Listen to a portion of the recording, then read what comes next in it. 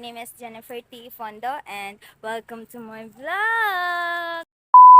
So for today's, our topic is I'm going to tell a short story about my childhood memories and answer some questions. So samahan niyo ako ha!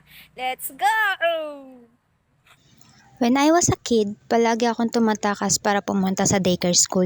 Palagi akong nakikita ng parents ko sa school na nakikipaglaro sa mga bata na same age ko at yung iba naman is mas matanda sa akin.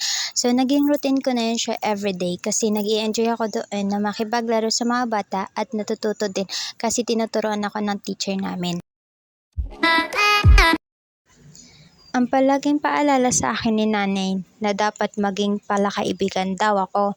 Kaya yun, kahit sino-sino na lang kinakakausap ko. Since kinder to grade 6, I always got a ribbon at isa doon ang talkative award. Simula kinder to grade 6, hindi talaga nawawala sa akin yung talkative award.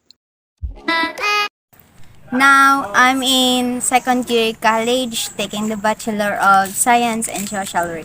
So, sa course na to, need talaga dito yung dapat hindi ka mahiyain. Dapat marunong ka makibagay sa mga nakakasulamuha mo everyday. So, yung pagiging talkative ko, alam ko naman sa sarili ko na minsan sumusobra talaga. So, pero minsan, nasasabi ko sa sarili ko na tama ba na maging talkative talaga ako? Kasi yung mga classmate ko, nakikita nila sa akin, pag sa school ako, nakikita nila na lagi ako masayahin, lagi ako nakangiti, tawa ng tawa, napakadaldal, pero deep inside, hindi nila alam kung ano ba yung problem na kinakaharap ko. Everyday, kapag nasa school ako, ang saya-saya ko.